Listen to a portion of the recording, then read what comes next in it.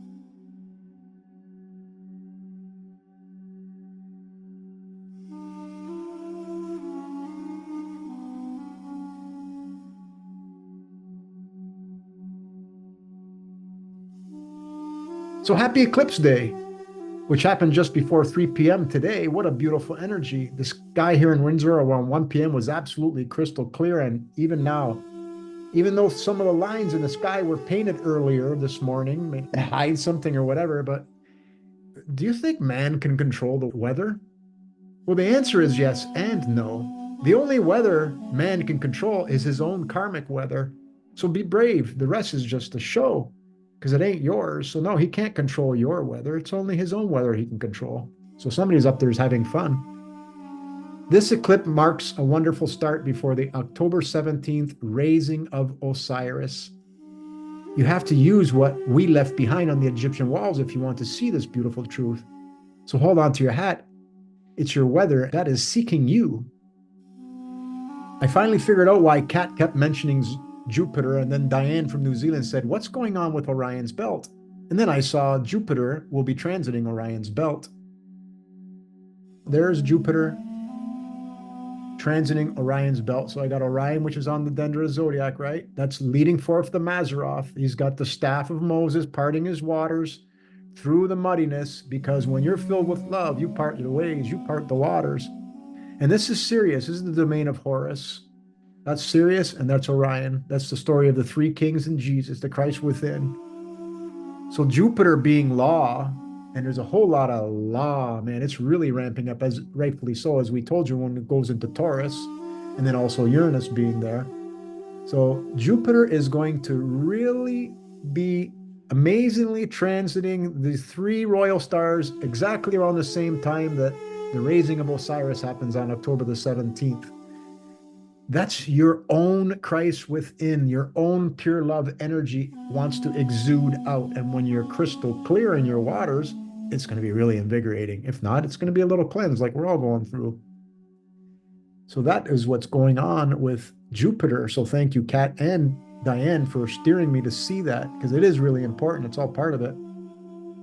Well, Mars has been transiting Sirius. And as we know, Sirius creates floods, flooding of the Nile.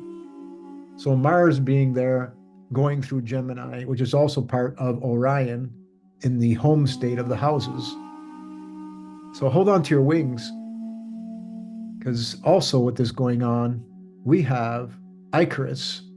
That's the boy who flew too close to the sun, right? Well, he's transiting Rasselhaug. That's, Fucus, the serpent bearer, separating the snake from eating its tail. So in other words, be less human, be more spiritual. And soon we'll be hitting Lasath. So that's the stinger.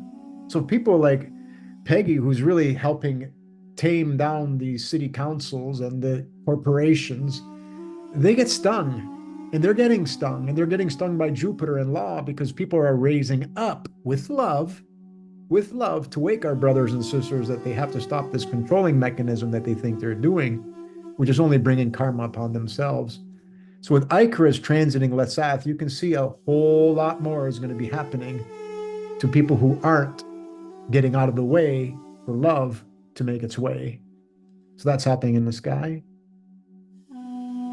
Rightfully so, this came up, Job 28:25, when he made the force of wind and measured the waters with a gauge. This is a very fitting passage because it speaks about the divine order in creation, emphasizing a deliberate and measured design of natural elements like wind and water. The wind symbolizing the spirit or life force, and water representing sustenance and purification, reflect the balance between spirit and matter. The act of measuring these elements suggests that creation is not random, it follows divine logic and harmony and precision. And we know that's the case because everything that happens to us is in our charts. Folks, Aquarius is aqua rius, river of etheric waters, and the winds of change to resolve all karmic debts. So this water that's upon us, this flooding around the world, is part of the whole shift going into Aquarius, Aquarius, the river of etheric waters. So hold on to your hats because this is showtime. To show you the effects of the body, aka the Chariot. So when you pull the Chariot card, that's their body, that's the South Node. In my chart, I woke up the other day at 2:22 a.m. and my bowels were singing like crazy. And like we said, the bowels is Virgo, right? That's in medical astrology, the bowels is Virgo. And I expected seeing this, that I have both Cancer stomach and Virgo bowels get lit up in my chart. I won't go through it in detail, but those who are following astrology, you can see these alignments. It still continues today. And with my dry little throat, which implies a second house, which is Taurus. So my cleanse that I'm going through right now is definitely there. So what do you do with this?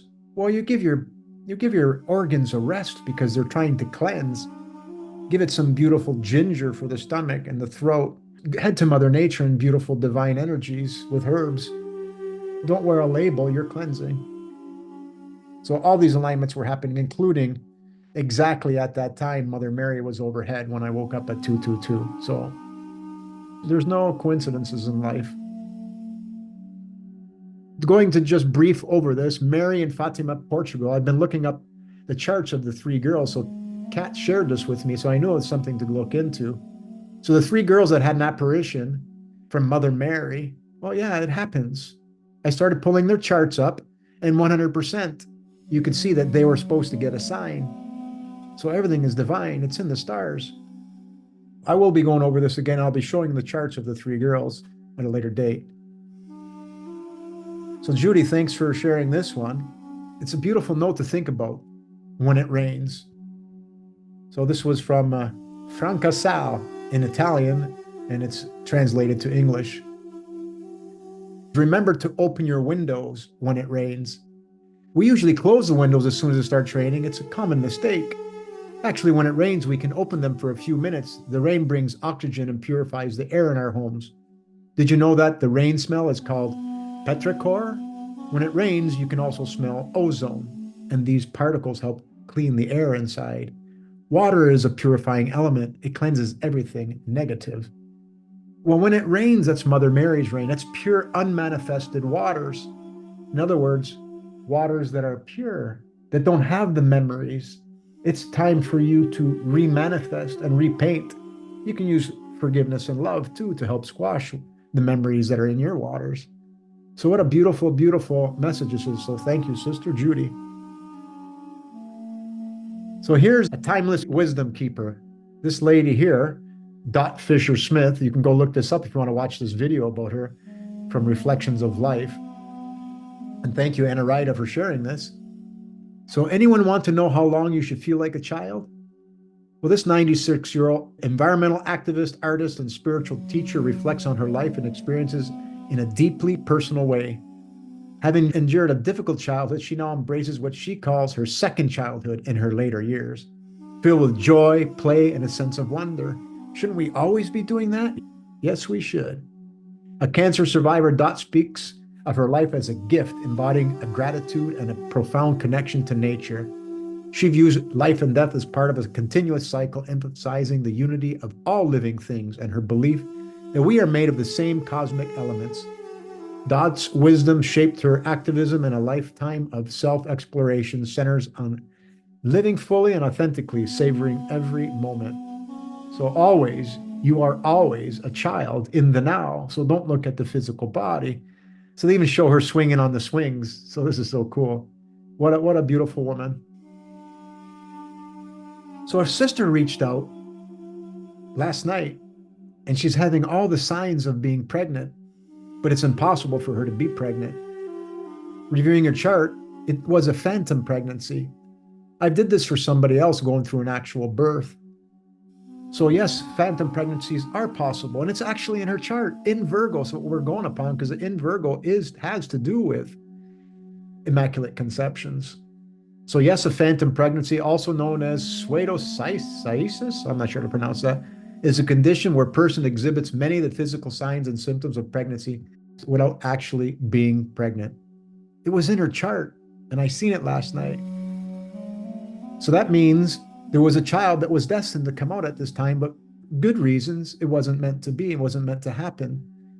But it will happen again. So we're infinite, so it's all good. So yes, this is possible. And yes, immaculate conceptions are possible. Here is once again proving it. So, because it was in her chart, and I told her, and she kind of giggled like a kid, knowing that that's what's happening. So it's all beautiful. So again, reminder, October 17th, it's on the Egyptian walls. This is the Raising of Osiris, your higher self. So this can be a very invigorating or rather rude awakening if you've not been paying attention to the signs. As we remembered that the Phoenix rising, we get our third eye blind veil lifted. And we've been saying all along, Babylon falls and unity prevails. Keep your heart centered. Remember, you are spirits having a human experience. You must use forgiveness and love. So again, this alignment has both Marys. So there's Virgin Mary, Mary Magdalene's with the sun, Virgin Mary's with the moon. So this next full moon is on Libra, Aries, the libraries of your lives. And there they are. There's Orion, right? Osiris with the crook and the flail. You're being given your wings that you can move forward and do your own work. You don't need anybody to judge you. You're going to be your own self-judge, but just be careful what you ask for. Be careful what you do with your new wings, because these two beautiful essences, vibrations, are with you. So the Phoenix rising happened on April 15th, 2023. And now you have the Raising of Osiris on October 17th, 2024. So I leave you with this poem on the dawning of Aquarius, because it truly is showtime. By love's own hand, the veil will part, as unity stirs within each heart. The waters of life, pure and clear, bring forth the light where all is near. Abundance flows from fields of light, where day shines strong, no need for night. Hands extend with love to share, and all are lifted by the air. No higher, no lower, all stand as one underneath the golden sun. Together we rise, together we see a world at peace, in harmony. With every soul in gentle grace, we find our home a sacred place. The age of knowing, kind and true, brings forth a sky of endless blue.